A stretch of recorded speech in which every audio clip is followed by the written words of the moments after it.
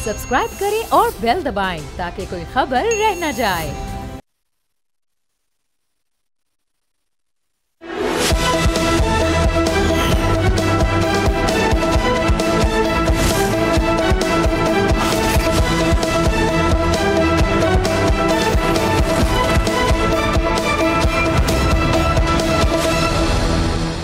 अस्सलाम वालेकुम, प्रोग्राम में खुशामदीद। मैं हूं अब्सा कोमल। आज अदालती और सियासी एतबार से बहुत अहम दिन रहा। एक तो PTI के लिए बड़ी खबर सुप्रीम कोर्ट से आई, जहां पर इमरान खान को 9 मई के 8 केसेस में ज़मानत मिल गई। PTI इसको बाकायदा ताज़ा हवा का झोंका करार दे रही है, बहुत खुश है, इसको सेलिब्रेट कर रही है। लेकिन हुकूमत ने उनको याद दहानी कराने में देर नहीं की कि वक्त से पहले इसको सेलिब्रेट आप ना करें। बैरिस्टर अकील मलिक ने इस हवाले से बयान दिया और वो कहते हैं कि ज़मानत का मतलब बरियत नहीं होती, अभी ट्रायल बाकी है। ओवरऑल हुकूमत का मौक़िफ़ है कि वक्त से पहले PTI इसको सेलिब्रेट कर रही है। दूसरी तरफ एक और बहस है, महमूद खान अचकज़ई साहब को इमरान खान साहब की तरफ से अपोजिशन लीडर के लिए नामज़द किया गया है। ज़राए से ख़बरें हैं कि PTI के अंदर भी इस पर बहस है कि वक्त से पहले ये नामज़दगी क्यों कर दी गई और PTI के अंदर सीनियर शख्सियात के मौजूद होने के बावजूद अचकज़ई साहब का नाम क्यों दिया गया। लेकिन आज तहरीक तहफ़्फ़ुज़ आइन के जो तर्जुमान हैं उनकी तरफ से ये बयान जारी किया गया कि अपोजिशन जमातें इस बात पर मुत्तफ़िक हो गई हैं कि अचकज़ई साहब अपोजिशन हुकूमती जमातों से पीपल्स पार्टी और नून लीग के साथ डायलॉग करें। हुकूमत भी ऐसे इशारे दे रही है कि डायलॉग की अब बातचीत हो सकती है। तो क्या महमूद अचकज़ई साहब वो शख्सियत बन सकते हैं जो PTI और हुकूमत के दरमियान एक ब्रिज का किरदार अदा करें? इन मौज़ूआत को आज हम तफसीली तौर पर प्रोग्राम में ज़ेर बहस लाएंगे। प्रोग्राम के पहले हिस्से में हमारे साथ मौजूद है वज़ीर मुमलिकत बराए कानून व इंसाफ बैरिस्टर अकील मलिक साहब। बहुत बहुत शुक्रिया बैरिस्टर साहब आपके वक्त के लिए। PTI आज की जो ज़मानत हुई इमरान खान साहब की, इसको एक बहुत ही हौसला अफजा पेशरफ्त के तौर पर देख रही है। लतीफ़ खोसा साहब का ये स्टेटमेंट है कि ये ताज़ा हवा का झोंका है हमारे लिए। आपको क्यों ऐसा लगता है कि वक्त से पहले PTI खुशी मना रही है इसकी? बिस्मिल्लाहिर्रहमानिर्रहीम। अफसर साहिबा बहुत बहुत शुक्रिया। देखिए, बिल्कुल 9 मई के 8 केसेस में ज़मानत हुई है और इसमें रूल ऑफ कंसिस्टेंसी, जिसको आम फहम में या आम लीगल लैंग्वेज में उसको कहते हैं कि जो प्रिंसिपल ऑफ कंसिस्टेंसी है, क्योंकि 3-4 और मुल्ज़मान की भी इससे पहले बेल हो गई थी और जिनकी बेल हुई उसमें एक एजाज़ चौधरी भी थे जिनकी कन्विक्शन हुई और अभी वो अपनी सेंटेंस उनकी सर्व तो नहीं की उन्होंने, लेकिन अलबत्ता वो उस पूरे प्रोसेस में हैं। और ये तमाम तर मामला इसी तरह ही है कि 8 मुकदमात में जब उनकी बरियत हुई है तो इसका हरगिज़ ये मतलब नहीं कि शायद कोई जेल के अडयाला के दरवाजे खुल जाएंगे और खान साहब शायद बाहर आ जाएंगे। अभी फ़िलवक़्त आपने ये देखना है कि तोशाखाना 2 केस है, वो ऑलरेडी अंडर ट्रायल है। इसी तरह दीगर जो 9 मई के केसेस हैं वो अंडर ट्रायल हैं और इसके साथ साथ बाकी जो केसेस हैं उनमें वो सज़ा भुगत रहे हैं और उनको सज़ा हुई भी है 190 मिलियन पाउंड के केस। कुल मिला के कितने केसेस हैं इसकी? वैसे कोई PTI में भी वजाहत नहीं है इमरान खान पे 9 मई के, आप बता सकते हैं कुछ टोटल कितने केसेस हैं इमरान खान? मैं on top of my head तो मैं नहीं आपको बता सकता, लेकिन जो मुझे ये 8 केसेस थे, इसके अलावा जो हैं अगर कोई दीगर केसेस जहाँ जहाँ रजिस्टर्ड हैं, अब ये हुकूमत का काम तो, ये तो प्रोसिक्यूशन का काम है और मुतलका जो सूबाई हुकूमतें हैं वो इसको देख रही हैं बिकॉज उनके सूबों में है। तो ये वफाक से तो सवाल नहीं हो सकता कि ये बताएं कि खान साहब के कितने केसेस हैं, कितने केसेस सवाल तो उन्हीं से होना चाहिए, लेकिन वहाँ पर भी कोई इतनी वजाहत नहीं है। सलमान अकरम राजा साहब आज कह रहे थे कि अब तो एक अलकादर केस ही रह गया सिर्फ इमरान खान साहब पे। अलकादर केस की देखें 14 साल सज़ा हुई है और उस 14 साल सज़ा ये मेरे ख्याल से शायद मजाक समझा जा रहा है। अब जो सस्पेंशन ऑफ सेंटेंस की एप्लीकेशन, अभी तो हाई कोर्ट की छुट्टियाँ चल रही हैं और हाई कोर्ट की छुट्टियाँ सितंबर के फर्स्ट वीक के बाद ख़त्म होंगी, फिर रेगुलर केसेस टेकअप होंगे और अब जब उनका केस टेकअप होगा तो ज़ाहिरी बात है जो मेरिट्स पे बात होगी उस पे होगा। ये कोई मेरिट्स को टच अपॉन तो नहीं किया गया। आज के ये 4 सफ़ों का फ़ैसला जो जजेस ने दिया है, इसको भी अगर आप देखें जज साहिबाने का प्रिंसिपल ऑफ कंसिस्टेंसी कि वो रूल ऑफ कंसिस्टेंसी जो क्योंकि बाकी दीगर मुल्ज़मान की हो गई है तो अब इनको दे दिया। और आपको याद होगा कि शिबली फराज साहब की और उमर अयूब साहब की भी जो ज़मानत भी मौजूद थे, लेकिन फिर भी उसके बाद जब ट्रायल कंक्लूड हुआ तो 9 मई के केसेस में उनको सज़ा हुई और अभी वो मफरूर हैं। लेकिन PTI का आज की ज़मानत पे एक मौक़िफ़ ये है कि इस्तग़ासा बिल्डअप नहीं कर सकी, समातें मुलतवी होती रहीं, लेकिन उसके बाद ऑप्शन नहीं था कि ज़मानत दे दी जाए क्योंकि बाकी जो एग्जाम्पल्स मौजूद हैं जिसका अदालत के अंदर भी तस्करा हुआ, तो उनका ये प्रोसिक्यूशन के हवाले से आज सवाल। देखिए, बेल स्टेज पे इस तरह की एस्पर्शन कास्ट करना मैं समझता हूँ ये इंतहाई नामुनासिब बात है कि शायद किसी का कोई केस प्रूव हो गया। ज़मानतें देखें कई और केसेस में होती हैं, चोरी के, डकैती के, कत्ल के मुकदमात में भी ज़मानतें होती हैं। इस मुकदमे में भी ज़मानत हो गई तो कोई इतनी बड़ी बात नहीं है, लेकिन ये नहीं है कि वो एक सज़ा याफ्ता मुजरिम है जो अपनी सेंटेंस को सर्व कर रहे हैं, उनकी सेंटेंस है और वो अपनी सज़ा जो है वो भुगत रहे हैं, सज़ा काट रहे हैं। ये तो नहीं है कि सारे मुकदमात में उनका मौक़िफ़ जो है वो दुरुस्त साबित हो गया। बेल स्टेज पे बिल्कुल जज साहिबान ने बेल दी और हम यही कहते हैं मुतवातिर तौर पे, हमने कहा आप अदालतों से रुजू करें, हुकूमत से क्यों कहते हैं खान को रिहा करो, पार्लियामेंट के अंदर क्यों कहते हैं खान को रिहा करो। आज देखें अदालत ने फैसला दिया ना, तो हुकूमत ने उसे ये तो नहीं कहा कि ये कोई बुरा फैसला है या अच्छा फैसला है, हुकूमत ने कहा आइन और कानून के मुताबिक है और आइन और कानून के मुताबिक फैसला दे दिया। ऐसे कौन से शवाहिद हैं जो ट्रायल के दौरान ख़तरनाक साबित हो सकते हैं इमरान खान साहब के लिए कि उन्होंने साजिश की, उनके एमा के ऊपर ये सारा कुछ हुआ? देखिए कंस्पिरेसी तो उन्होंने हैच की और उससे वो डिनाई भी नहीं कर रहे। उनका अपना वीडियो बयान मौजूद है, आपको पता है कि वो ये कई दफ़ा कह चुके हैं कि फिर मेरे लोग ये ना करते तो फिर और क्या करते। अब ये अली अमीन गंडापुर साहब ने भी कहा है, बैरिस्टर गौहर ने भी कहा है, ये कल परसों की बात है, बैरिस्टर गौहर साहब ने कहा कि जी अफसोसनाक वाक़या है और अब हमें बिल्कुल इस चीज़ को रियलाइज़ करना चाहिए। बयानात की बतौर एविडेंस क्या अहमियत है? आप खुद बतौर एविडेंस तो चलें, जो उनकी स्टेटमेंट है वो उनके खिलाफ तो इस्तेमाल हो सकती है, लेकिन दीगर जो हैं उनकी स्टेटमेंट उस पैराए में ट्रायल स्टेज पे नहीं हो सकती। एमेचर वीडियोस मौजूद हैं, सीसीटीवी इमेजेस और वीडियोस मौजूद हैं और उसके साथ साथ इनकी अपनी ऑडियोज मौजूद हैं जो कि all of this is actually admissible evidence. लेकिन जो टेस्ट का जिक्र भी हुआ आज अदालत में कि उन चीज़ों को जो टेस्ट करना था ऑडियोज को और दीगर वो उस हवाले से तो वो नहीं आए इमरान खान। नहीं, मैं ये समझता हूँ कि बिल्कुल उनका एक जो अदालत ने उनको एक नहीं और मुतअद्दिद बार मौका दिया, 4 के 5 दफ़ा उनका पॉलीग्राफ टेस्ट का जो तमाम तर मामला था वो टेस्ट उन्होंने लेने से इनकार कर दिया और उन्होंने कहा कि नहीं, ये मेरे ख़िलाफ़ एविडेंस के तौर पे इस्तेमाल होगा तो मैं नहीं दूंगा। और यही बात हुई, क्योंकि अगर वो polygraph if he had nothing to hide तो वो पॉलीग्राफ टेस्ट दे देते। चलें ठीक है, इतनी अगर एविडेंशियली वैल्यू आप पॉलीग्राफ टेस्ट के साथ नहीं अटैच करना चाहते, but what about those videos, what about those audios जो कि एक प्लानिंग के साथ, एक क्यूरेशन के साथ, एक पूरी तरतीब के साथ 9 मई के 200 से ज़ायद मकामात पे मेरी जमात का झंडा तो नहीं था या दीगर जमातों का झंडा तो नहीं, झंडा तो PTI का था और PTI के लोग थे और PTI के वो लोग थे जो रिकग्नाइजेबल हैं। अच्छा, अब बाकी लेकिन ये भी है कि अदालत के में ये बात ज़रूर हुई कि बाकी कितने लोगों का ये जो पॉलीग्राफ टेस्ट हुआ जो नामजद थे 9 मई के केसेस में, तो एक सिर्फ स्पेसिफिकली इमरान खान साहब का ही इसके अंदर ये टेस्ट दरकार होंगे। वो कंस्पिरेसी तो हैच उन्होंने की, सवालात तो शायद इसी हवाले से उनसे ये इल्ज़ाम तो एजाज साहब के ऊपर भी, एजाज चौधरी साहब पे भी था ना कि साजिश में शामिल रहे। देखिए साजिश पॉलीग्राफ टेस्ट के लिए तो नहीं उनका मुतालबा किया गया। जिसने बुनी साजिश और जो साजिश में साथ मुलविस रहे, ये अगेन हुकूमत का काम नहीं है, ये प्रोसिक्यूशन का काम है कि प्रोसिक्यूशन क्या सीख करती है इन टर्म्स ऑफ या कौन सा एविडेंस वो इंट्रोड्यूस करवाते हैं या कौन सा एविडेंस वो प्रेजेंट करते हैं या उसकी कौन से किसको प्रोसिक्यूट करना और किसको प्रोसिक्यूट नहीं किया। मिसाल के तौर पे खतीजा शाह को दे चोज नॉट टू प्रोसिक्यूट क्योंकि शायद उनके खिलाफ उस तरह की एविडेंस मौजूद नहीं थी या उसकी ट्रायल स्टेज पे वो कन्विक्शन पॉसिबल नहीं होती उस एविडेंस के थ्रू। बट देन उसके साथ दीगर यास्मीन राशिद उन्हीं के साथ थी ना, देन उनका जो रोल था, उनकी जो वहाँ पे मौजूदगी थी और उसके बाद जो उनके खिलाफ एविडेंस था वो तो चलाया उन्होंने। चलिए, अब ये मुख्तलिफ मयार का सवाल तो PTI में उठता है इन केसेस को लेकर और इन्हीं बुनियादों पर जिसका भी आप हवाला दे रहे हैं कि मुख्तलिफ तरीके से देखा गया शख्सियात के केसेस को।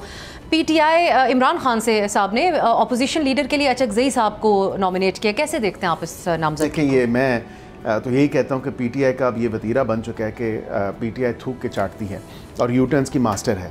अब आप ये देखें कि PTI ने क्या नहीं किया है, बल्कि इमरान खान साहब ने अचकज़ई साहब के ख़िलाफ़ क्या बातें की। अच्छा, ये अब सवाल सबसे ज़्यादा ज़रूरी ये है और मैं चाहूँगा कि आपके नाज़रीन भी इसको फ़ादम करें, अंडरस्टैंड करें।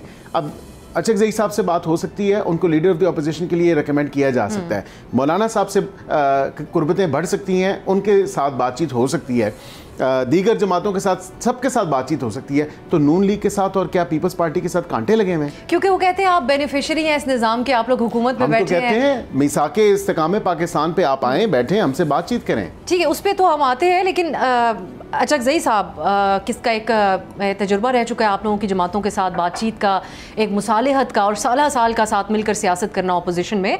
आज तहरीक तहफ़्फ़ुज़, यही जो अपोजिशन जमातों की एक तहरीक है, उन्होंने कहा है कि अपोजिशन ने इख्तियार दिया अचकज़ई साहब को कि वो बात करें आप लोगों की जमातों से। अब PTI ने इनकारी हुई, लेकिन बतौर उनके अपोजिशन लीडर के नॉमिनी और इस तहरीक तहफ़्फ़ुज़ के सरबराह अचकज़ई साहब, ये कैसी पेशरफ्त है आप लोगों से बातचीत के हवाले से, इसको आप कैसे देख रहे हैं? देखिए, मैं इसको बड़ा पॉजिटिवली देखता हूँ कि अगर अचकज़ई साहब जो चेयरमैन भी हैं तहफ़्फ़ुज़ आईन पाकिस्तान तहरीक के तो ज़ाहिरी बात है कि वो तमाम तर सियासी जमातों को, और ओल्ड पॉलिटिशियन है, एक सीजन पॉलिटिशियन है, उनका एक बैकग्राउंड है और उनका एक तजर्बा है, तो मैं देखता हूँ बिल्कुल। लेकिन पीटीआई का अपना ये फ़ैसला है कि ये अगेन उन्होंने यू टर्न लिया। अपनी पार्टी में शायद कोई ऐसा अहल इंसान नहीं था जो उनके अपोजिशन की नशिस्तों पर बैठता हो, जिसको अपनी पार्टी के अंदर से वो लीडर ऑफ द अपोजिशन के लिए नॉमिनेट करते, लेकिन दे चोज ऑब्वियसली। अगेन मैं समझता हूँ एक ब्लफ खेला है कि शायद वो एक्सेप्ट ना करें, या इनकी अपनी पार्टी में रिफ्ट तो है, दैट्स डेफिनेटली देयर, वो तो सबको नज़र आती है कि पार्टी के अंदर से भी। अभी हालिया बयान चले 2-3 इनके पार्लियामेंटेरियंस के, आपने देखा कि नेशनल असम्बली के मेंबरान हैं, उन्होंने कहा हम मुनासिब होता कि अपनी पार्टी के अंदर से लीडर ऑफ द अपोजिशन आता, क्योंकि हम बड़ी जमात हैं। अब मैं तो इसको खुशाइन समझता हूँ कि अगर कोई बातचीत मामलात हो सकते हैं तो फिर बिल्कुल जो बातचीत होनी है, जो डिस्कशन होनी है, जो पॉलिटिकल पार्टीज़ की एंगेजमेंट होनी है, वो उस प्लेटफॉर्म से भी हो सकती है। तो अचकज़ई साहब अच्छी चॉइस है मेरी नज़र में, शख्सियत होंगे आपकी नज़र में। और अचकज़ई साहब ने बात कुछ दिन पहले हमसे इंटरव्यू में मिसाक के एक नए मिसाक की उन्होंने भी बात की। 14 अगस्त पे प्राइम मिनिस्टर साहब ने भी एक नए मिसाक की बात की। तो ये कॉमन ग्राउंड है एक आम, क्योंकि 6 मगोइयों की हद तक बात होती है। जो पीटीआई के रहनुमा इमरान खान साहब से ये मुशावरत करके आए अली बुखारी साहब, उनके ऊपर भी पार्टी में सवाल उठाओ, किसी और के एमा पे अचकज़ई साहब का नाम लेके गए हैं। तो कहीं उस हवाले से आपके लिए हौसला अफजा है बात कि अचकज़ई साहब से बेहतर एक हमारी मुलाकात हो जाएगी या बातचीत हो जाएगी? देखिए, मैं ये समझता हूँ कि अब उनकी पार्टी के एक इस्लामाबाद से उनको वो टिकट होल्डर हैं, उनके वकील भी हैं, उन्होंने अगर ये बात की है। लेकिन ये भी मैं आपको बात ज़रूर बताऊँ, और ये शायद आपके लिए थोड़ी शॉकिंग हो, कि स्याह सबाक से हट के जो बातें ये वहाँ पे जाके अपनी मुलाकात में खान साहब के साथ करते हैं, एज इट इज़ पीटीआई के लीडरान और कई लीडरान है, विदाउट टेकिंग एनी नेम्स, वो ऐसे आके बात नहीं बताते, वो उसमें ऐड और सब्ट्रैक्ट करते हैं चीज़ें। और इसी वजह से आप जब ट्रायल होगा, जेल ट्रायल, तो कोई साफ़ी जब जाएंगे देखेंगे तो वो ये सवाल भी पूछें कि क्या जो आप कहते हैं, जो आपकी गुफ्तगू होती है अपनी पार्टी के लोगों के साथ, क्या वो एज इट इज़ उसको प्रेजेंट करते हैं? यानी ऑपोजिशन लीडर वाली बात में भी कोई गुंजाइश है कि हो सकती है, किसी और तरह से बात आगे पॉसिबल। और मैं समझता हूँ कि सबसे ज़्यादा जो एडिशन और सब्सट्रैक्शन है वो अलीमा खान साहिबा और दीगर इनके पार्टी के जो लोग हैं, जो आपको सामने नज़र आते हैं, जो अपनी पॉलिटिकल माइलेज गेन करने के लिए या अपने आप को एक सियासी लीडर के तौर पे पेश जिस तरह करते हैं, तो वो लोग ऐड और सब्ट्रैक्ट तो करते हैं। तो मनोहन उस चीज़ को तस्लीम नहीं करना चाहिए कि खान ने आज जेल से ये कह दिया या डयाला से ये पैगाम भिजवाया। With a pinch of salt आप उसको ज़रूर लें। चलिए, अब इतना एक कम्युनिकेशन का फुकदान तो है, जेल से अगर कोई पैगाम लेकर आए और खुफिया तरीके से वो पैगाम लाया जा रहा हो तो फिर उसमें ये मामला तो होते हैं। एक गैर मामूली सी सूरत हाल है बतौर मीडिया भी हमारे लिए इन बयानात को कवर करना। JUI के कामरान मुर्तज़ा साहब बहुत एक कंसर्न है 27वीं तरमीम के हवाले से, मुमकिन 27वीं तरमीम के हवाले से। उन्होंने यहाँ तक कह दिया है कि आप लोग जो इनकारी हैं इससे कि ऐसा नहीं होने जा रहा, अभी आप कन्फर्म नहीं कर रहे, लेकिन ये दुरुस्त बात नहीं है। वो समझते हैं और स्पेसिफिकली समझते हैं अक्टूबर से दिसंबर के दरमियान 27वीं तरमीम आप लेकर आएंगे। कामरान साहब के मुताबिक हुकूमत को 2/3 अक्सरियत भी इसीलिए दिलाई गई है। दो चीज़ों का जिक्र करते हैं, 18वीं तरमीम को रिवर्स करना और सूबों का, उनके अल्फाज है, सूबों का रकबा कम करना। सो इसके ऊपर गौर हो रहा है, आपका ऑफिशियली इस पर क्या स्टेटमेंट होगा? देखिए, एक तो बहुत ज़्यादा ये सूबों पे बातचीत चल रही है और मैं समझता हूँ कि इसके लिए पॉलिटिकल कंसेंसस की ज़रूरत है और तमाम सियासी जमातों को मिल बैठ के देखना होगा कि क्या उसका वाइबल सोल्यूशन निकल सकता है, वेदर वो सूबों की शक्ल में हो, एडमिनिस्ट्रेटिव यूनिट्स की शक्ल में हो। इस चीज़ को देखना ज़रूरी है क्योंकि वाक़तन जो उस तमाम तर जो सूबे पैसे लेके जाते हैं उसका नीचे तक जो उसकी तरसील है, ये ट्रिकल डाउन इफ़ेक्ट है उन तमाम तर सर्विसेज का, उनकी ज़िंदगी को के अंदर बेहतरी लाने का, ये एक हमने देखा है कि सूबा टू सूबा वेरी करता है और इश्यूज़ हैं। यहाँ पे आपने आईनी तरमीम की बात की, सिंध में इश्यूज़ देखने को मिलते हैं आपको या दीगर के पंजाब में? देखिए, KP में भी हैं, बलूचिस्तान में भी हैं, सिंध में भी हैं और मैं ये नहीं कहूँगा कि पंजाब के भी कुछ एरियाज़ में हैं। अक्रॉस द बोर्ड तो मैं नहीं कह रहा कि पंजाब में ओवरऑल सिचुएशन बहुत बेहतर है कंपैरेटिवली, अगर आप देखें या कंपैरेटिवली जक्सटापोजिशन में रख के देखें इन सारे सूबों के साथ। 27वीं आईनी तरमीम की आपने बात की, देखें ये पार्लियामान का इस्तिकाक है और बसीयत पार्लियामान मेरी लेजिस्लेटिव कॉम्पिटेंस है कि मैं अगर एक ब्रॉडर कंसेंसस रीच होता है तमाम सियासी जमातों के साथ तो बिल्कुल हम ला सकते हैं। एक चीज़ ज़रूरी है कि बिलावल साहब की भी स्टेटमेंट उठाएं और इसहाक डार साहब की भी स्टेटमेंट उठाएं। उन्होंने कहा कि इसहाक डार साहब ने कि मेरे अभी कोई ज़रूरत नहीं है 27वीं आईनी तरमीम की, अभी तो 26वीं हज़म नहीं है क्योंकि वो ऑलरेडी चैलेंज हुआ है, आपको पता है कि अदालतों में वो पेंडिंग है। दूसरी बात बिलावल साहब ने जो की, उन्होंने कहा मेरे से भी किसी ने कोई डिस्कशन नहीं की, ना वज़ीर आज़म ने, ना काबीना के मेंबरान ने, ना किसी और सियासी रहनुमा ने। हम बसीयत पाकिस्तान मुस्लिम लीग नून हुकूमत में तो हैं, लेकिन इत्तेहादियों के साथ हैं, और इत्तेहादी अगर वो सपोर्ट लैंड ना करें तो किसी किस्म की आइनी तरमीम नहीं हो सकती। अब हमें इत्तेहादियों के साथ एंगेज करना पड़ेगा अगर तो कोई आइनी तरमीम होनी है। फिल वक्त राइट नाउ तौर पर भी आप समझते हैं कि अभी बाउंड है आप 26वीं तरमीम का जब तक अदालती फैसला नहीं आ जाता? नहीं, मैं ये नहीं समझता। आई थिंक ये अदालतों में पहली तो बात है कि कॉन्स्टिट्यूशनल अमेंडमेंट जो है वो अदालतों में चैलेंज नहीं हो सकती। वो कॉन्स्टिट्यूशन का अपना आर्टिकल है और उसमें लिखा हुआ है कि आप कॉन्स्टिट्यूशनल अमेंडमेंट को चैलेंज नहीं कर सकते, लेकिन बरकैफ उन्होंने चैलेंज की और उन्होंने कहा कि हम इसको चैलेंज करेंगे। पीटीआई के लोगों ने उन्होंने किया हुआ है। अभी फ़िल वक्त right now we not working on any amendment. मैं आपको ये बिल्कुल वाज़ेह ऑफिशियल मौक़िफ़ मैं आपको दूँ, किसी तरमीम पे काम नहीं हो रहा, कोई प्रपोजल अंडर डिस्कशन नहीं है, कोई अंडर कंसिडरेशन नहीं है। हाँ, अगर सियासी जमातें ये समझती हैं कि ये इश्यूज़ हैं, ये डिस्कस हों और by way of an amendment अगर ये तमाम तर मामलात आने तो out in the open transparency के साथ होनी चाहिए। सूबों की तादाद बढ़नी चाहिए या लोकल बॉडीज़ को पाकिस्तान में एम्पावर करना चाहिए? आई थिंक लोकल बॉडीज़ का तो देखें, एक दफ़ा आप इलेक्शन करा के देख चुके, 2015 में पंजाब में हुआ। उसके अलावा जो लोकल बॉडीज़ का जो कॉन्सेप्ट है वो ऑन पेपर तो बड़ा अच्छा है, लेकिन उसका जो इफ़ेक्ट है मैं समझता हूँ कि वो कई दफ़ा मैनेजेबल नहीं होता, या वो जो एक इन्विजिज की जाती है थॉट प्रोसेस जो है वो नीचे तक नहीं पहुंच सकता उस तरह। तो बेहतर है कि इसको किसी नए तरीके से भी देखा जा सकता है, और नया तरीका सूबों की तादाद बढ़ाना भी हो सकता है, और एडमिनिस्ट्रेटिव यूनिट्स। ठीक है, बहुत शुक्रिया। बैरिस्टर अकील मलिक साहब हमारे साथ मौजूद थे। नाज़रीन, गुफ्तगू आपने मुलाहिज़ा की। एक ब्रेक की तरफ जाते हैं। पीटीआई का और जेयूआई का मौक़िफ़ इस हवाले से शामिल करेंगे एक शॉर्ट ब्रेक के बाद।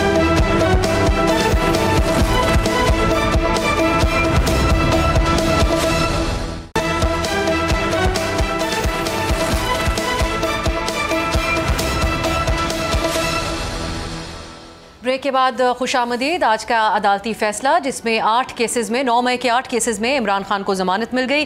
पीटीआई इसको बहुत हौसला अफजा फैसला करार दे रही है। इसके साथ साथ जैसा कि ब्रेक से पहले हम जिक्र कर रहे थे, जेयूआई के कामरान मुर्तज़ा साहब ने रिसेंटली एक इंटरव्यू दिया जिसमें उन्होंने 27वीं तरमीम और उसके हवाले से कुछ खदशात का इजहार किया। मुमकिन 27वीं तरमीम, इन हवालों से हम बात करेंगे। हमारे साथ इस्लामाबाद स्टूडियो में तशरीफ़ फरमा है जनाब अली बुखारी साहब, सीनियर रहनुमा पाकिस्तान तहरीक इंसाफ। कामरान मुर्तज़ा साहब भी हमें ज्वाइन कर रहे हैं, जेयूआईएफ के सीनियर रहनुमा। बहुत बहुत शुक्रिया आप दोनों का। बुखारी साहब, आपसे आगाज़ करेंगे। आप हर तरह से पीटीआई के हवाले से मौजूद बहस भी बने हुए हैं क्योंकि आपकी इमरान खान साहब से कुछ दिन पहले मुलाकात हुई। आज का जो अदालत की तरफ से ज़मानत आपको मिली, इसको आप लोग हौसला अफजा तो करार दे रहे हैं, लेकिन हुकूमत की तरफ से कहा जा रहा है कि वक्त से पहले आप खुश ना हो, ट्रायल अभी बाकी है, ये महज ज़मानत है। क्या अहमियत है इन 8 मुकदमात में आज इमरान खान साहब की ज़मानत होने की आप लोगों की नज़र में? बिस्मिल्लाहिर्रहमानिर्रहीम। बहुत शुक्रिया आप साहब का। देखिए आप साहब, किसी मैटर में भी जिसमें आपकी अरेस्ट हो, उसके बाद अगर आपको बेल ग्रांट हो तो ये बहुत हौसला अफजा बात होती है इसके अंदर, क्योंकि आपकी डिटेंशन जो है वो फिर उस केस में नहीं हो सकती। अगर आपका ट्रायल भी होगा तो आप आउटसाइड द कोर्ट जो होंगे और आप जाएंगे, आप चार्जशीट फ्रेम होगी, आपको 265C के तहत एलिगेशन की कॉपी दी जाएगी, देन उसके बाद एविडेंस आएगी, क्रॉस एग्जामिन होगा, सारी चीज़ें चलेंगी। It takes a lot of time. So issue ये है कि बेल होने का मकसद ये है कि अब इमरान खान साहब 9 मई के किसी केस में अरेस्ट नहीं है। तो ऑब्वियसली ये एक अच्छी बात है, खुशाइन बात है कि इमरान खान साहब के ऊपर अब जो 9 मई के जितने एलिगेशंस थे उसके अंदर वो किसी केस में भी गिरफ्तार नहीं है। पिंडी की जितने केसेस हैं उसमें वो बेल आउट हैं, क्योंकि वो तो मैं खुद उसमें कौन सा लूँ। पिंडी एटीसी के केसेस में कुछ में उनकी गिरफ्तारी नहीं डाली हुई थी। देखें जी, जितने भी उनके केसेस हमें पता चले थे एज़ पर आवर रिकॉर्ड, हमने उन सब के अंदर बेल्स अप्लाई की और बेल्स कंफर्म हुई हैं। ठीक है जी। अब उसके बाद चले जाते हैं हम, क्योंकि आज मीडिया से हसन अयूब साहब ने रिपोर्ट किया, वो ये कहते हैं कि एटीसी पिंडी में केसेस हैं इनके जिनके लिए जमानतों की दरख्वास्तें भी पीटीआई आपके वकला ने नहीं दी। अच्छा चलें, मैं 2 मिनट के लिए, वैसे तो ऐसे नहीं है लेकिन मैं एज़ पर माई इन्फॉर्मेशन, लेकिन अगर मैं 2 मिनट के लिए उनके आर्गूमेंट्स को सही भी समझता हूँ, दैन व्हाट्स। अगर 9 मई के एक केस में भी सुप्रीम कोर्ट से आपकी ऑर्डर आ जाता है तो उसका इम्प्लीकेशंस लोअर कोर्ट पे भी होती हैं, क्योंकि article 201 of the constitution that is binding for the case. अब एक ही एलिगेशन, एक ही मुल्ज़म, एक ही FIR, एक ही तरह का केसेस में ये नहीं हो सकता कि एक के लिए और दूसरे के लिए और कानून हो। सो वंस आपको सुप्रीम कोर्ट ने बेल ग्रांट कर दी on the same very grounds, कहते होते हैं, हमारी टर्मिनोलॉजी यूज़ होती है, only bird eye views required to decide the bail applications. So जब आप इस चीज़ को लेके जाएंगे तो लोअर कोर्ट्स ने हुक और बाई क्रुक मैं नहीं कहूँगा, लेकिन एज़ पर लॉ जो है उनको उसमें बेल ग्रांट करनी पड़ेगी। आपने देखा कि हाई कोर्ट के ऑर्डर को बहुत ज़्यादा कंडेम किया गया सुप्रीम कोर्ट के अंदर, उसको ऊपर बहुत ज़्यादा मैं कहता हूँ ले दे की गई कि जी कैसे इवन जज साहबान ने, आपने दोनों दिनों की अगर उसकी प्रोसीडिंग्स देखी होंगी तो आपको पता चला होगा, ये सुनी होंगी कि उन्होंने उसको टच भी नहीं करने दिया कि that is not as per law. Bail के अंदर आपको टेंटेटिव असेसमेंट देखनी होती है, that's it, deeper security of the case is neither permissible not desirable. So देखें अब सा इससे आगे चला जाता हूँ 2 मिनट के लिए इमरान खान साहब को, मैं इमरान खान साहब से हट के एक बात करता हूँ। कॉन्स्पिरेसी का केस है, कॉन्स्पिरेसी के केस के अंदर जो है ना, इससे पहले एक सिर्फ जुल्फकार अली भुट्टो को फांसी दी गई थी और जुल्फकार अली भुट्टो के केस को 30-40 साल बाद डिक्लेयर क्या किया गया आपको पता है। लेकिन ये जो 30-40 साल का टाइम गुजरा है, किसी भी जगह किसी कोर्ट ने उस जजमेंट को नहीं लिया कि ये सही नहीं है। सो कॉन्स्पिरेसी के अंदर आप कितना अर्सा अंदर रखेंगे? लेकिन देखिए, अब हमारे साथ बैरिस्टर अकील साहब थे, एक तो वो ट्रायल से वो लोग उम्मीदें हुकूमत रखती है, वो कहते हैं शवाहिद ऐसे हैं जो इस बात से जोड़ते हैं कि साजिश इमरान खान साहब ने की, और उसके साथ जो दीगर आपके 9 मई के और भी जो रहनुमा नामजद थे इन केसेस में जमानत जिनकी हुई भी थी, उनको भी तो 12-12 साल, उनमें से भी चंद को सजाएं हुई। आपकी ट्रायल से क्या उम्मीदें हैं? देखिए अब सा ट्रायल जो है ना, उसकी हद तक भी अगर मैं बात करूँ तो एक बात तो अंडरस्टूड है, जितने लोगों को सजाएं हुई, इमरान खान साहब का केस उन सब से डिफरेंट है, क्योंकि 9 मई को इमरान खान साहब पुलिस कस्टडी में थे। जब वो कस्टडी में गए उस टाइम भी मैं साथ था, जब उनको हाई कोर्ट से जो है वो लेके जाया गया, अरेस्ट करके लेके जाया गया। जब सुबह 10 तारीख को उनके 3 वकला की मुलाकात हुई, उस पर भी मैं मौजूद था, मैं था, बैरिस्टर गौर थे और ख्वाजा हारिस साहब थे। सो वो तो थे उस टाइम H11 पुलिस कस्टडी के अंदर। तो यही मौक़िफ़ रहेगा ट्रायल के दौरान? अंडरस्टूड चीज़ है, इसमें तो कोई झूठ है ही नहीं, कोई प्रोसिक्यूशन भी नहीं कह सकती कि वो यहाँ थे। उसके बाद 11 तारीख को सुप्रीम कोर्ट ने बुलाया उनको और बुला के वहाँ पर रिलीज़ किया। सो ये चीज़ें को डिनाई तो नहीं हो सकती। इसलिए बाकी जितने लोग थे, कोई लाहौर में मौजूद था, किसी की अपनी प्रैक्टिकली वहाँ पर होना मौजूद था, किसी की वीडियो मौजूद होगी, किसी का ट्वीट मौजूद होगा, किसी के कॉल मौजूद होगी। खान साहब का तो कुछ भी नहीं है। इसके बाद जो सबसे जो मैं कहता हूँ प्रोसिक्यूशन के लिए वीकर और हमारे स्ट्रोकन केस था, वो तो शाह महमूद कुरैशी साहब का, क्योंकि वो आगा खान हॉस्पिटल में थे। के बयानात की क्या है? मैं उसके ऊपर आ रहा हूँ। वो आगा खान के हॉस्पिटल में थे, उनकी वाइफ की सर्जरी हुई थी, उनके टिकट्स, उनका आना जाना। सो ये 2 केसेस तो ऐसे थे जिनकी। भाई साहब, मैं दोबारा इस पर आपकी तरफ आती हूँ। मैं कामरान साहब भी हमें ज्वाइन कर चुके हैं। कामरान साहब, बहुत बहुत शुक्रिया आपके वक्त के लिए। आज सुप्रीम कोर्ट से इमरान खान को 8-9 मई के मुकदमात में जमानत मिली है। दो तरह के रद्द अमल है। पीटीआई इसको बहुत एक खुशी का मौका करार दे रही है, हौसला अफजा खबर कह रहे हैं। हुकूमत कहती है कि अपने आप को धोखा दे रहे हैं खुशी मनाकर। आपकी नज़र में क्या सिग्निफिकेंस है सुप्रीम कोर्ट से इमरान खान को जमानत मिलने की इन केसेस में? बहन रही है ना इन दोनों के दरमियान में। उसमें देखिए, बेल हो जाना एक अच्छी बात है, मगर प्रैक्टिकली वो फिल वक्त जो है ना उनके ऊपर मजीद केसेस हैं इस वक्त, और नहीं पता कि वो कितने तादाद में केसेस हैं। हसन अयूब साहब ने, जैसे कि आप लोग डिस्कस कर रहे थे, हसन अयूब साहब ने कहा कि कुछ केसों में अब तक बेल मूव नहीं हुई है, और बाकी और भी मेरा ख्याल है कोई ना कोई इसमें एक वो वाला अपना अब्दुल कादिर ट्रस्ट वाला केस है, वो भी उसमें वो तो कन्विक्शन है ना, उसमें राइटली या रॉन्गली जो है वो सजा हुई है। तो ये मतलब आप ठीक है कि ज़मानत मिली है, मगर स्टिल जो है ना वो बार अल्लाह करे कि वो आ जाएं और आके कौम की खिदमत करें, मगर बज़ाहिर जो है ना वो फिल वक्त ऐसा अगले चंद दिनों में या चंद हफ्तों में नज़र नहीं आ रहा। जो अभी बुखारी साहब बात कर रहे थे कामरान साहब, एक तो इमरान खान साहब पे इसकी साजिश बुनने का इल्ज़ाम है, कॉन्स्पिरेसी का, लेकिन ट्रायल में इस बात का फ़ायदा उठाया जा सकता है कि जिस बेसिस के ऊपर बरी किया गया शाह महमूद कुरैशी साहब या फवाद चौधरी साहब को, कि एक शहर में मौजूद नहीं थे, कराची में थे, दूसरे कोई फिल्म देखने गए हुए थे जिसके डायरेक्टर को भी बतौर गवाह उन्होंने पेश किया था अदालत में। देखिए, किसी भी एक्विटल का फ़ायदा भी मिल सकता है अगर वो एट पार थे, मगर उसके अलावा जो है ना वो जो स्टोरी बनाई हुई है वो प्रूडेंट माइंड को एक्सेप्टेबल नहीं है। 7 मई के हवाले से इनको टैग किया ना इस मामले में कि जी वो मीटिंग थी और मीटिंग में इस तरह से हो रहा था, और एक शख्स जो है वो एक पुलिस वाले साहब जो है वो कुर्सी के नीचे से या मेज़ के ऊपर से पता नहीं कहाँ से जो है ना ये सब कुछ सुन रहे थे, और वो 50-55 लोग जो है ना इस बात को नोटिस ही नहीं कर पा रहे थे। तो ये बात आपको मतलब जितनी दफ़ा भी दोहराई जाए तो जो है ना वो चेहरे पे सिर्फ मुस्कुराहट आती है। केस का देखिए, प्रोसिक्यूशन ने जो केस बनाया है, हमने जब हम क्रिमिनल ट्रायल की बात करेंगे तो क्रिमिनल ट्रायल में एक कड़ी को दूसरी कड़ी के साथ मिलाना होता है। जहाँ पे वो कड़ी टूट जाती है वहाँ शक का फ़ायदा जो है वो जिसके ऊपर आपने इल्ज़ाम लगाया है दुरुस्त या गलत उसको जाता है। तो ये बाज़ औक़ात हम इस बात पे हैरान होते हैं कि प्रोसिक्यूशन के नुक्ता नज़र से बड़े अहम केसेस थे, मैं प्रोसिक्यूशन के नुक्ता नज़र से कह रहा हूँ, या हुकूमत की नुक्ता नज़र से चलें कह लीजिए, मगर इसके बावजूद जो स्टैंडर्ड ऑफ एविडेंस है वो ये है। और जब स्टैंडर्ड ऑफ एविडेंस ये होगा तो इसका मतलब ये है कि उसमें अल्टीमेटली जो है कन्विक्शन स्टैंड नहीं करेगी, नहीं कर सकती। तो ये इस वक्त केस की। अच्छा, अब कामरान साहब, इमरान खान साहब ने महमूद खान अचकज़ई साहब को अपोजिशन लीडर के लिए नामजद किया है, कैसे देखते हैं आप उनके इस फैसले को? हमने इसको अप्रिशिएट किया था इसलिए कि एक तो मेरे अपने ज़ाती ताल्लुकात भी, हमारे इलाके से ताल्लुकात के भी हवाले से, फिर मोहतरम भी है हमारे लिए बहुत, और उस हवाले से तो हमने, और हक भी ये ज़ाहिर है PTI का एक अक्सरियती पार्टी है, बावजूद इलेक्शन के हवाले से हमारे 100 एतराज़ात हों, मगर वो इस वक्त चूँकि हम इस निज़ाम का एक हिस्सा हैं, पार्लिमानी निज़ाम का, उसमें अगर वो देखेंगे नंबर गेम में तो PTI का हक है। अब अगर PTI का हक उन्होंने इस्तेमाल किया है तो वो ठीक है, उसको जिस तरह मर्जी इस्तेमाल करें, मगर ये जो है ना उसके बाद जो दूसरी एपिसोड शुरू हो गई इस मामले में, यानी एक दफ़ा उनको नॉमिनेट किया, उसके बाद इफ एंड बट्स जो शुरू कर दिए, वो इफ एंड बट्स जो है ना ये बेइज्जती करने वाली बात है, इस तरह से ना करें। हिफ्स एंड बट से। अब बुखारी साहब, आपके अराउंड ये सारी डिबेट है क्योंकि आपकी खान साहब से मुलाकात हुई। एक बहस ये है कि क्या सोच पाई जाती है इस नामजदगी के पीछे, दूसरी क्या आप यही पैगाम लेकर गए थे कि अचकज़ई साहब को नामजद कर दिया जाए? क्या एजेंडा था जो आप लेकर गए थे इस मुलाकात के लिए? क्योंकि सवालात ज़राए के मुताबिक आपकी अपनी जमात की कोर कमेटी की मीटिंग के अंदर भी उठे हैं। देखिए, ऐसे नहीं है आपको पता है खान साहब से मुलाकात बड़े अरसे से किसी की नहीं हो रही थी, और जब उन्होंने एक बंदा अलाउ किया तो डेफिनेटली वहाँ पर मेरे चीफ वेब मलिक आमर डोगर साहब भी मौजूद थे, वहाँ पर हलीमा खान साहिबा भी थी, और वहाँ पर राजा सलमान अकरम राजा साहब भी मौजूद थे, general secretary of the party. जब मैं वहाँ पहुँचा पता चला जी मैं अलाउड हूँ अंदर जाने के लिए, तो 2-3-4 क्वेश्चंस, क्योंकि सबसे ज़्यादा ज़रूरी चीज़ जो थी वो सबकी जो क्यूरीज थी वो थी कि इमरान खान साहब की सेहत कैसी है।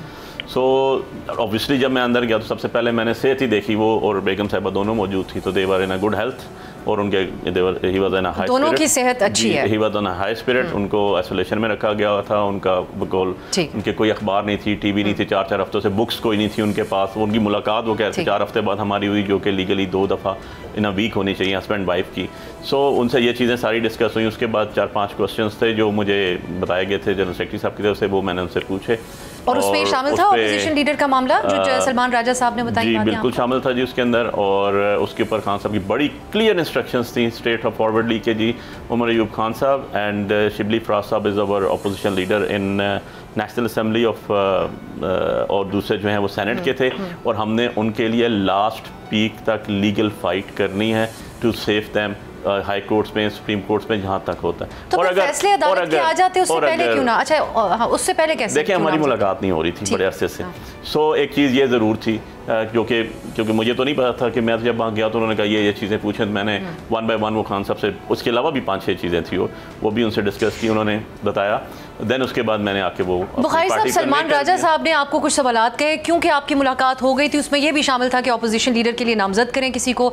ये पार्टी का फैसला था जो आप लेकर गए इमरान खान साहब के पास, और उन्होंने अचकज़ई साहब का नाम दिया, ऐसा ही हुआ? जी। तो अचकज़ई साहब का जो इंतखाब किया गया है वो इसलिए है कि हुकूमत के साथ वो बातचीत कर सकेंगे, एक मौजूद शख्सियत है। खान साहब ने जो चीज़ एज इट इज़ कही, मैंने एज इट इज़ बता दी। कोई आर्गूमेंट्स वहाँ पर कोई वो कहते हैं ना, इसके अलावा तो कुछ भी नहीं हुआ, क्योंकि टाइम ही नहीं होता है। एक साहब पीछे खड़े होते हैं पुलिस वाले, एक साहब इधर खड़े होते हैं, बीच में आपसे दूर टेबल होती है, वहाँ पर खान साहब बैठे होते हैं। तो उनसे जो जल्दी में जो चीज़ें पूछी गई उन्होंने बताया। सबसे पहले तो आई वॉज हैप्पी कि मैं खुश नसीब था जिनकी इतने अरसे बाद उनसे मुलाकात हुई, and he was in a good health, बेगम साहिबा की हेल्थ भी ठीक थी। तो दोनों चीज़ों का जो है वो सबसे ज़्यादा इतराक था। फिर उनका मैसेज बड़ा क्लियर था कि हर तारीखी के बाद कुछ खबरों के मुताबिक ये बात की आपकी पार्टी की कोर कमेटी में कि अली बुखारी साहब को ये किसने कहा था कि वो अचकज़ई साहब का नाम लेकर खान साहब के पास जाएं या उनसे ऑपोजिशन लीडर का नाम लेकर आएं? कोर कमेटी में ऐसी कोई बात नहीं है, क्योंकि मैं खुद कोर कमेटी, ये मीडिया रिपोर्ट्स का मैं कोर कमेटी का खुद मेंबर हूं, ठीक है, नंबर 1। नंबर 2, जो पॉलिटिकल कमेटी का इजलास हुआ मैं उसमें भी शामिल था, उसमें भी ऐसी बात कोई भी नहीं हुई, क्योंकि सबको पता था कि मुझे तो, मैं actually I was supreme court से निकला, मैं तो रास्ते में था, लेट था, तो मुझे तो कॉल करके सलमान राजा साहब ने, वकला ने, अलीमा आपा ने, आमर डोगर साहब ने कहा कि आओ तुम्हारा इंतजार हो रहा है, you are only person to allow. So मैं तो यहाँ से रश करता गया, क्योंकि सुप्रीम कोर्ट से सबसे ऑर्गेनिक फैसला हुआ अचकज़ई साहब का। अचकज़ई साहब का नाम तो किसी का भी नहीं गया ना जी। कोई बंदा कहता है आई और टेक ऑन ओथ के, कोई नाम बाहर से किसी का भी नहीं भेजा गया। खान साहब ने यही कहा कि आखिरी टाइम तक हमने लीगल फाइट करनी है for Umar Ayub Khan and for Shibli Faraz साहब अगर नहीं होते तो उन्होंने खुद नाम दिया, तो ये उन्हीं की तरफ से नाम लिया गया। कामरान साहब, उसके बाद मैंने उनसे पूछा कि जी इसको, उन्होंने कहा नाम ले जाए and just convey this to the party, not the party, the political committee. देखिए हमारी 3 कमेटीज हैं, legal committee and the CC, इन दोनों का मैं मेंबर हूं, but I am not the member of political committee. उन्होंने कहा तुमने बैठना पॉलिटिकल कमेटी में and you have to convey this to them. Kamran साहब, आपने एक इंटरव्यू में कहा 27वीं तरमीम के हवाले से आपने बात की कि हुकूमत इनकार तो कर रही है लेकिन ये ऐसा करने जा रहे हैं नवंबर से दिसंबर के दरमियान, तो आपके क्या खदशात हैं? अभी हमने बैरिस्टर अकील मलिक साहब से पूछा, वो कह रहे हैं अभी तक मैं ऑफिशियली कह सकता हूँ कि ऐसा कोई इरादा नहीं है, लेकिन सूबों के हवाले से भी कुछ दलाइल हैं उनके जो बात आप कर रहे हैं, ये आप इस हवाले से क्या खदशात रखते हैं? देखिए, हम ये खदशात रखते हैं कि 18th अमेंडमेंट को रोल बैक करने की कोशिश की जाएगी, और ये कोशिश अगर की गई तो ये मुल्क के लिए अच्छा नहीं होगा। नतीजा इसका जो है, देखिए पूरा मुल्क इस वक्त, पूरा मुल्क चले ना कहें आप, पंजाब इस वक्त आपका थोड़ा सा ठीक है, सिंध का कोई आधा हिस्सा ठीक है, खैबर पख्तूनख्वा और बलूचिस्तान ये डिस्टर्ब है, और इस वक्त सूरत हाल ये है कि कोयटा में सिर्फ ये 5-7 किलोमीटर के बाद जो है ना, वो फिर रात को गवर्नमेंट की रेट जो है वो ऑलमोस्ट ख़त्म हो जाती है। ट्रैवल करना जो है बहुत से इलाकों में वो मुमकिन नहीं रहता, बल्कि बाज़ औक़ात एडवाइजरीज जारी हुई हैं बाज़ इलाकों के लिए कि 5 बजे के बाद 6 बजे के बाद यहाँ पे ट्रैवल न करें।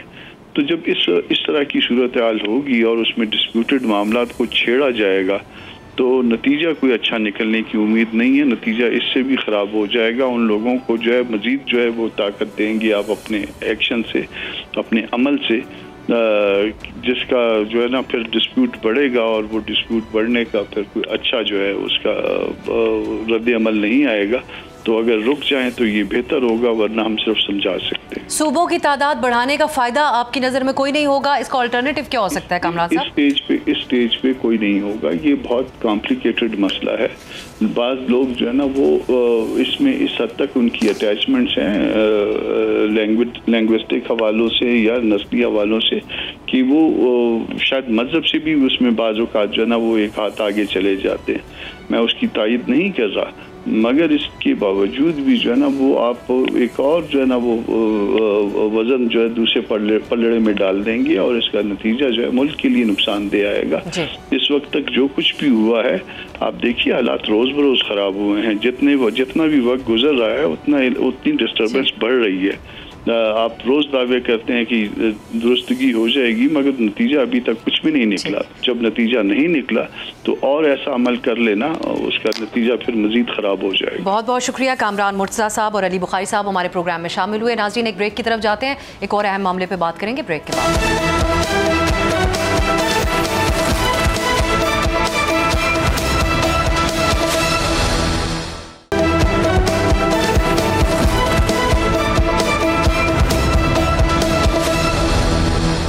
ब्रेक के बाद खुश आमदीद। एक और अहम डेवलपमेंट है। पाकिस्तान ने एक बार फिर इस बात का इजहार किया है कि खित्ते में कुछ ऐसे ममालिक हैं जो पाकिस्तान के अमन के लिए ख़तरा हैं, पाकिस्तान में अमन व इस्तेहकाम को नुकसान पहुँचा रहे हैं। चीन के वज़ीर ख़ारजा पाकिस्तान और अफ़गानिस्तान के दौरे पर थे। आज इस्लामाबाद में उन्होंने वज़ीर ख़ारजा और नायब वज़ीर आज़म इसहाक डार के साथ एक जॉइंट प्रेस कॉन्फ्रेंस की, जिसमें इस बात का इजहार इसहाक डार साहब की तरफ से किया गया और बाकायदा तौर पर उन्होंने कहा कि ऐसे ममालिक हैं खित्ते में जो पाकिस्तान के अमन व इस्तेहकाम के लिए ख़तरा है। नाज़रीन, आप जानते हैं कि बहुत वक्त से पाकिस्तान का एक ये मुतालबा है अफ़गानिस्तान से कि वो क्रॉस बॉर्डर दहशतगर्दी के ऊपर काबू पाए। इस सिलसिले में मुख्तलिफ मुलाकातें भी हो चुकी हैं और बीजिंग में पाकिस्तान, चीन और अफ़गानिस्तान के दरमियान एक बैठक भी हो चुकी है, जिसमें अफ़गानिस्तान ने इस बात का इजहार किया था कि उनकी तरफ से उनका जो अफ़गानिस्तान की जो सरजमीन है वो किसी भी दूसरे मुल्क के ख़िलाफ़ इस्तेमाल नहीं होगी। इसमें एक और अहम बात भी ये है कि जो चीन के वज़ीर ख़ारजा हैं वो एक सैफरीकी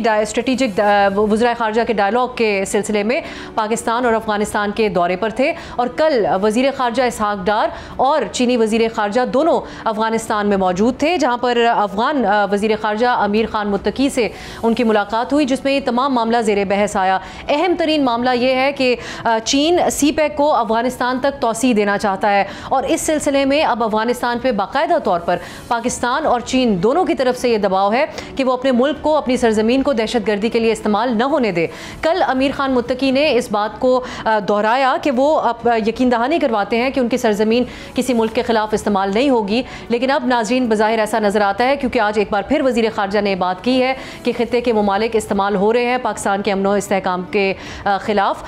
तो देखना ये होगा कि चीन और पाकिस्तान की तरफ से बारहा ये बात कहे जाना इसको अफ़गानिस्तान कितना सीरियस लेता है, और CPEC को भी अगर एक्सटेंड होना है तो कितना अहम होगा अफ़गानिस्तान के लिए कि वो संजीदा तौर पर अपने सरजमीन से दहशतगर्दी को रोके। ये हमें आने वाले दिनों में देखना होगा। आज के लिए इजाज़त दीजिए, खुदा हाफिज़।